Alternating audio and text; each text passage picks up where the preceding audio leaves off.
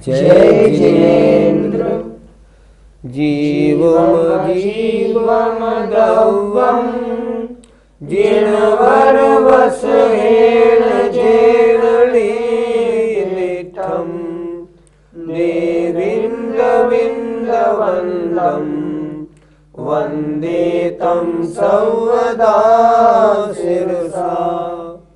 पंच परमेष्ठी भगवान की जय।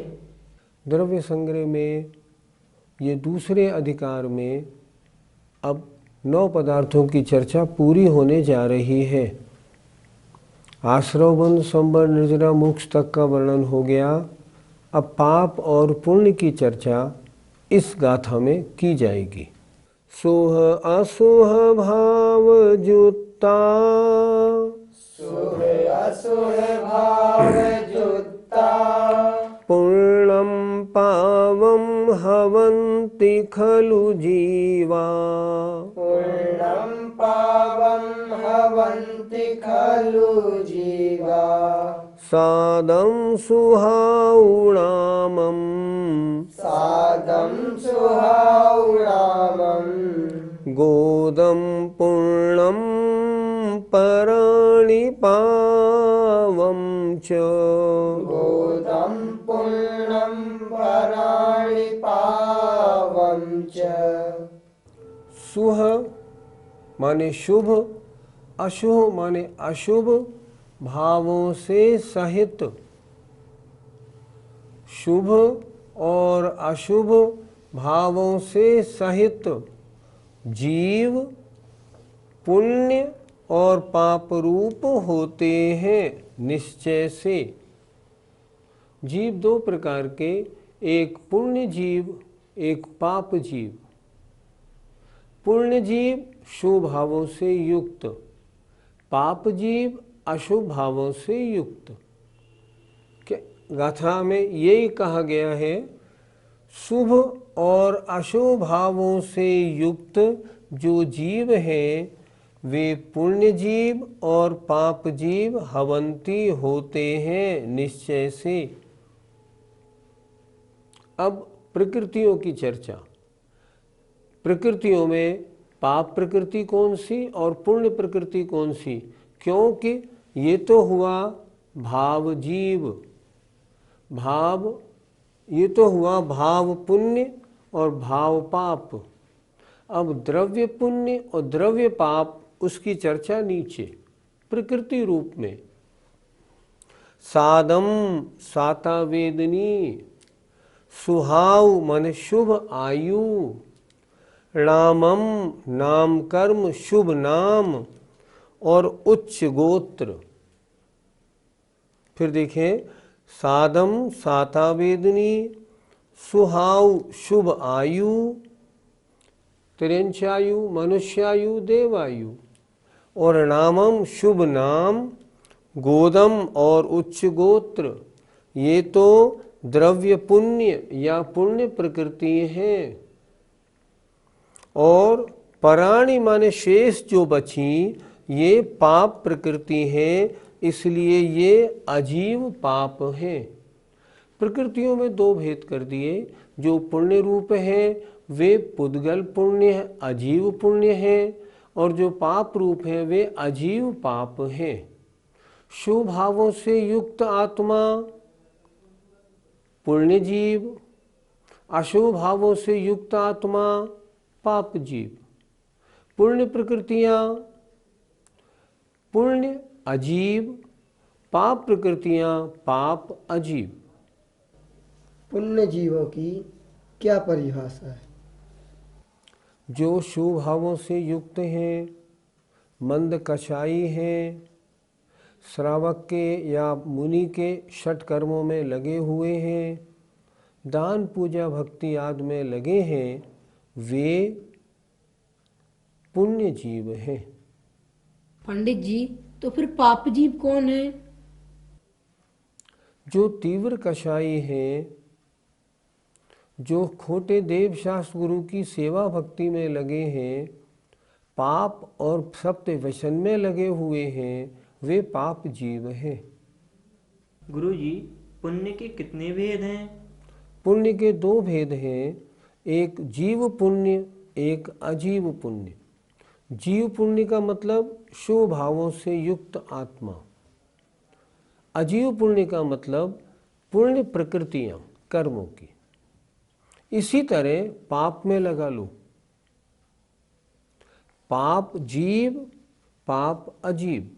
अर्थात जो आत्मा पाप कार्यों में लगी है, अशुभ भावों में लगी है, तीव्र कषायी है, वो पाप जीव। और जो पाप प्रकृतियां हैं कर्मों की, वो पाप अजीव। ऐसे समझना। ये पुण्य प्रकृतियां जो है ये कौन कौन सी है? कर्मों की कुल प्रकृतियां हैं 148। इसमें ध्यान से सुने, स्पर्श रस गंध वर्ण की जो 20 प्रकृतियां हैं, इनको पुण्य में भी गिना जाता है और पाप में भी गिना जाता है। तो डबल गिना जाने से 148 और 20 जोड़ लिए तो कुल प्रकृतियों का बंटवारा हमें करना है 168 का। पाप प्रकृतियां हैं 100, पुण्य प्रकृतियां हैं 68। कौन कौन सी? स्वयं आचार्य ने गाथा में लिखी हैं। सादम साता वेदनी पुण्य प्रकृति, शुभ आयु त्र्यंचायु मनुष्यायु देवायु पुण्य प्रकृति, 4 हो गई। नाम कर्म की पुण्य प्रकृतियां कितनी? 63। और उच्च गोत्र ये पुण्य प्रकृति हैं, बाकी सारी की सारी पाप प्रकृति हैं। एक बात और समझना, घातिया कर्म की कोई भी प्रकृति पुण्य प्रकृति नहीं है। घातिया कर्म की 47 के 47 तो पाप प्रकृति ही हैं। अब 4 अघातिया कर्म जो बचे, इनमें पुण्य और पाप प्रकृति का बंटवारा होता है। तो हमने ऐसे कर लिया, वेदनी में साता पुण्य प्रकृति, असाता पाप प्रकृति। गोत्र में उच्च गोत्र पुण्य प्रकृति, नीच गोत्र पाप प्रकृति। आयु में नरक आयु पाप प्रकृति, त्र्यंच मनुष्य देव आयु पुण्य प्रकृति। और 63 प्रकृतियां नाम कर्म की हैं जो पुण्य प्रकृति हैं। इस तरह 68 प्रकृतियां पुण्य प्रकृति हैं और 100 प्रकृतियां पाप प्रकृति हैं। पंडित जी, आपने त्रियंच गति को तो पाप में ले लिया और त्रियंच आयु को पुण्य में, ऐसा क्यों? अगर कोई आपसे ये कहे कि अगले भाव में त्रियंच बन जाओ, मेरा आशीर्वाद है, आपको बुरा लगेगा? तो त्रियंच गति पाप प्रकृति। लेकिन जो जीव त्रियंच बन गया है, मान लो ज़्यादा नहीं, एक मच्छर यहाँ बैठा है, इसको तुम मारना चाहोगे तो वो भागेगा कि नहीं? भागेगा। क्यों? मरना नहीं चाहता। त्रियंच कोई बनना नहीं चाहता, इसलिए त्रियंच गति पाप प्रकृति। और त्रियंच बना हुआ मरना नहीं चाहता, इसलिए त्रियंच आयु पुण्य प्रकृति। त्रियंच आयु मनुष्यायु देवायु ये पुण्य प्रकृति। पंडित जी, अभी आपने बताया कि अरिहंत भगवान की 63 प्रकृतियों का नाश होता है, तो वो 63 प्रकृतियां कौन कौन सी होती हैं? हमने ये भी बताया था कि चारों घातिया कर्म की सब प्रकृतियां पाप प्रकृतियां हैं। चारों घातिया कर्मों की प्रकृति कितनी? ज्ञानावरण की 5, दर्शनावरण की 9, मोहिनी की 28, अंतराय की 5 बराबर 47। 47 का तो नाश हो गया, क्योंकि 4 घातिया कर्मों का उन्होंने नाश कर दिया।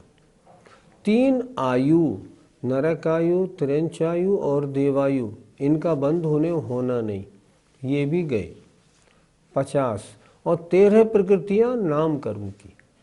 इस तरह 47, 3 आयु और 13 प्रकृति नाम कर्म की 63 प्रकृतियों का नाश केवली भगवान के होता है, इसलिए कर्मन की 63 प्रकृति नाश ऐसा कहा जाता है। गुरुजी, सारी पुण्य प्रगतियों में सबसे प्रमुख पुण्य प्रगति कौन सी है?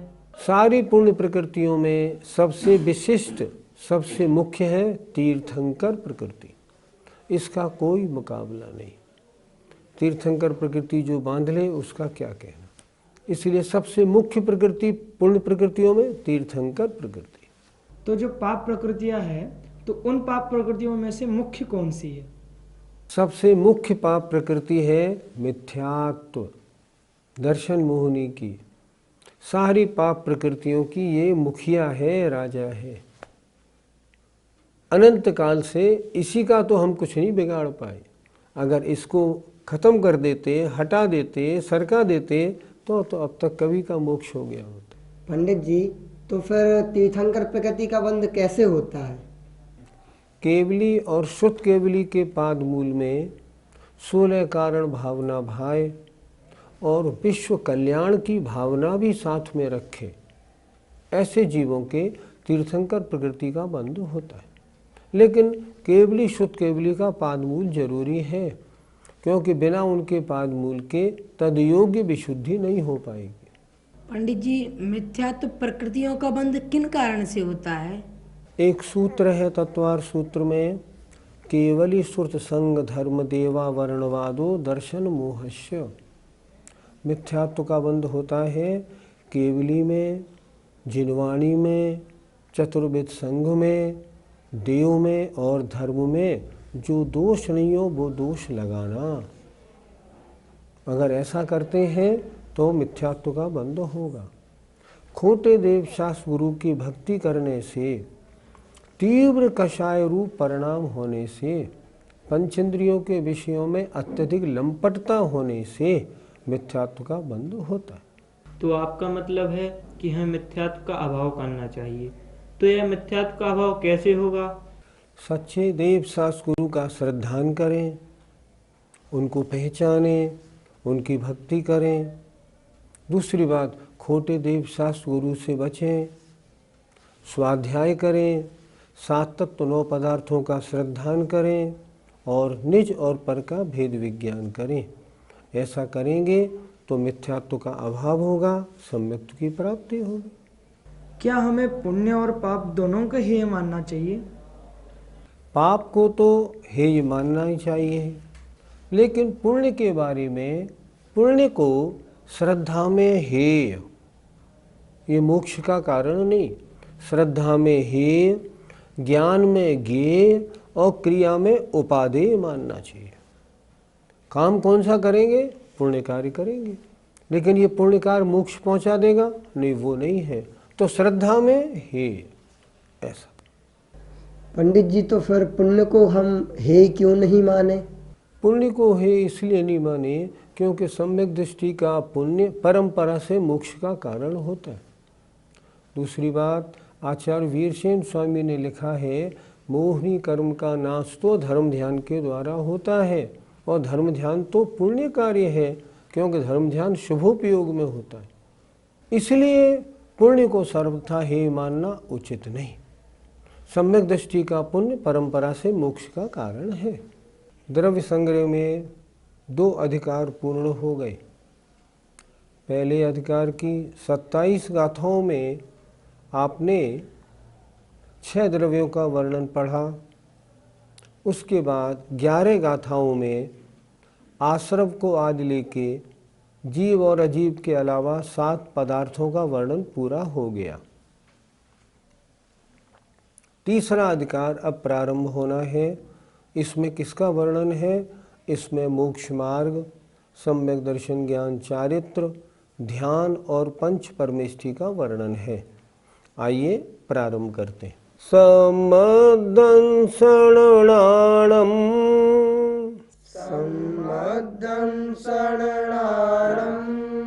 चरणं मोक्षस्य कारणं जाने।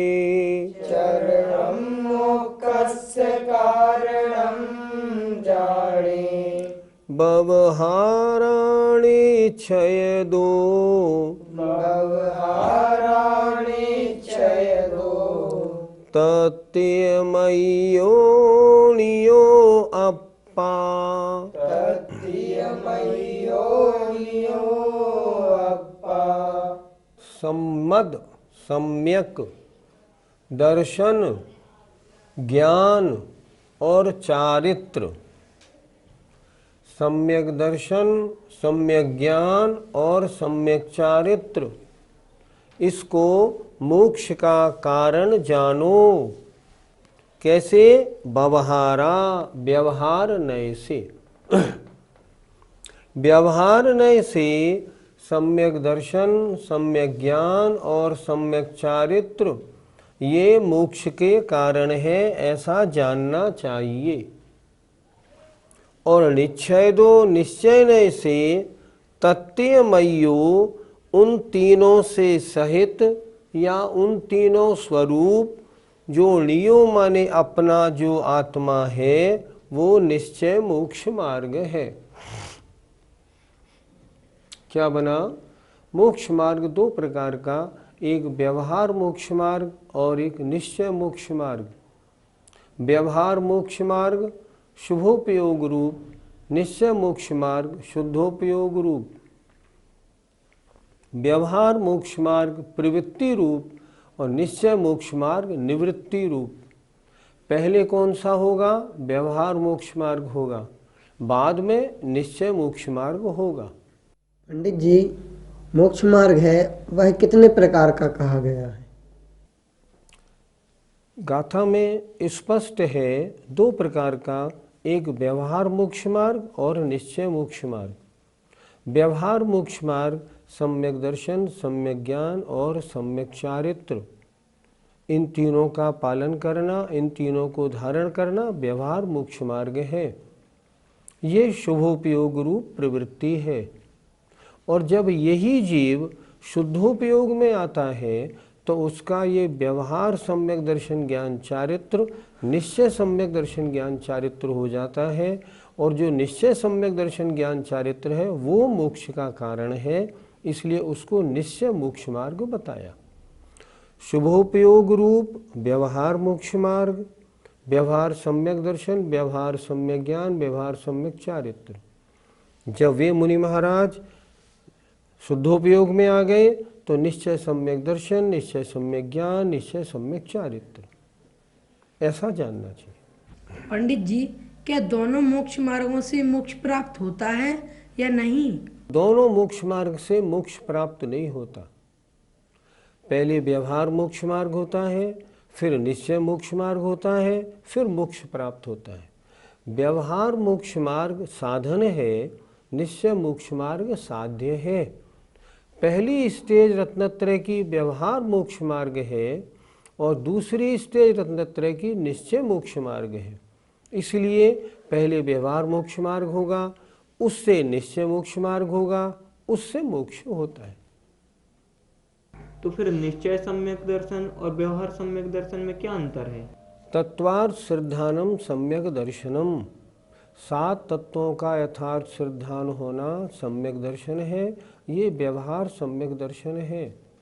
और व्यवहार सम्यक दृष्टि जब आत्मलीन रूप हो जाता है तब उसका ये व्यवहार सम्यक दर्शन निश्चय सम्यक दर्शन हो जाता है। तो फिर व्यवहार सम्यक ज्ञान और निश्चय सम्यक ज्ञान में क्या अंतर है? 7 तत्वों का यथार्थ ज्ञान होना सम्यक दर्शन में यथार्थ श्रद्धान था, सम्यक ज्ञान में 7 तत्वों का यथार्थ ज्ञान होना व्यवहार सम्यक ज्ञान है।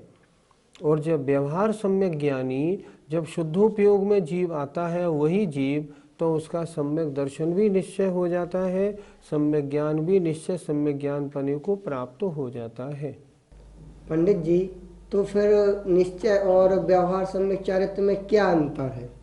5 महाव्रत, 5 समिति और 3 गुप्तियों का पालन करना ये व्यवहार सम्यक चारित्र है। ये मुनि महाराजों के होता है।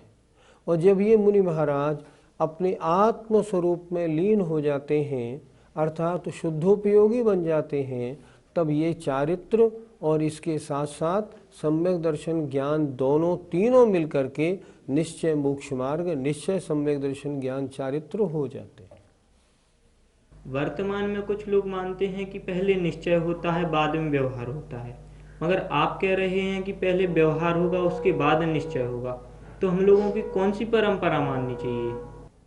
आचार्य कुंद कुंद महाराज के समय सार, प्रवचन सार आदि की टीकाओं में स्पष्ट लिखा है कि जो अविरत सम्यक दृष्टि चौथे गुणस्थान वर्ती है, जो पंचम गुणस्थान वर्ती है, जो छठे गुणस्थानवर्ती है और जो सप्तम गुणस्थानवर्ती शुभोपयोगी है उसके व्यवहार मोक्ष मार्ग होता है, और सप्तम गुणस्थानवर्ती शुद्धोपयोगी के निश्चय मोक्ष मार्ग होता है। अब ये बताओ, खुद सोचो, पहले व्यवहार हुआ या पहले निश्चय? पहले व्यवहार हुआ। जो आगम की मान्यता है वो मानेंगे या किसी की मनमानी मान्यता मानेंगे? अपन हम तो आगम की मान्यता मानेंगे। इसलिए हमेशा धारणा बनाओ, पहले व्यवहार मोक्ष मार्ग फिर निश्चय मोक्ष मार्ग होता है। क्या निश्चय सम्यक दर्शन और व्यवहार सम्यक दर्शन किसी एक जीव में एक साथ पाए जाते हैं क्या? ऐसा कभी नहीं होता।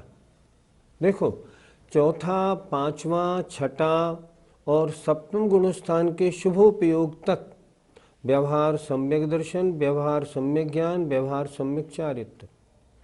जब वो जीव शुद्धोपयोग में गया, व्यवहार सम्यक दर्शन ज्ञान स्वयं वो तीनों निश्चय रूप परिणमन कर गए। अब वो सब कहा जाएगा क्या? ये निश्चय सम्यक दर्शन ज्ञान चारित्र का स्वामी आत्मा है। पहले व्यवहार रत्नत्रय धारक था, अब कहा जाएगा ये निश्चय रत्नत्रय धारक हो गया। वही व्यवहार रत्नत्रय शुद्धोपयोग में आने पर निश्चय रत्नत्रय रूप परिणमन कर जाता है। दोनों एक साथ किसी जीव के नहीं रहते। पंडित जी, वर्तमान समय में व्यवहार रत्नत्रय किसी के होता है या निश्चय रत्नत्रय भी किसी के होता है थोड़ा मात्र? आपका प्रश्न ये है कि इस पंचम काल में भरत क्षेत्र में यहाँ सब जीवों के व्यवहार रत्नत्रय है या किसी के निश्चय रत्नत्रय भी होता है, यही प्रश्न है ना? ठीक। हमने ये प्रश्न आचार्य विद्यासागर जी महाराज से किया, क्योंकि हमें मालूम था कि मुनि महाराज के जब तक शुभोपयोग तब तक व्यवहार रत्नत्रय और शुद्धोपयोग तो निश्चय रत्नत्रय। हमने उनसे पूछा, महाराज क्या शुद्धोपयोग वर्तमान में होता है? उन्होंने कहा, शुद्धोपयोग का निषेध किस शास्त्र में लिखा? कहाँ लिखा है कि पंचम काल में शुद्धोपयोग नहीं होता? ये तो कहीं नहीं लिखा। तो शुद्धोपयोग होने में आपत्ति क्या है? हमने फिर पूछा, महाराज आपको कभी शुद्धोपयोग हुआ होगा क्या? महाराज बोले, जब शुद्धोपयोग होता है तो मालूम थोड़ी पड़ता है कि मुझे 1:11 पे 2 सेकंड पे शुद्धोपयोग होगा, ये थोड़ी मालूम पड़ता है। हाँ, कभी साल 6 महीने में 1-8 सेकंड को कभी सामायिक या ध्यान की एकाग्रता बनने पे हो गया हो तो हमारे ज्ञान का विषय नहीं, लेकिन निषेध नहीं है, हो भी सकता है, कोई आपत्ति भी नहीं है। इसलिए वर्तमान में भी निश्चय रत्नत्रय किन्हीं भावलिंगी साधुओं को संभव है, आगम में उसका निषेध नहीं लिखा। इस तरह आज हमने क्या सीखा इस गाथा में? मोक्ष मार्ग 2 प्रकार का, व्यवहार मोक्ष मार्ग और निश्चय मोक्ष मार्ग। वर्तमान में दोनों संभव है, दोनों संभव है। व्यवहार मोक्ष मार्ग कारण है, निश्चय मोक्ष मार्ग कार्य है। व्यवहार मोक्ष मार्ग साधन है, निश्चय मोक्ष मार्ग साध्य है।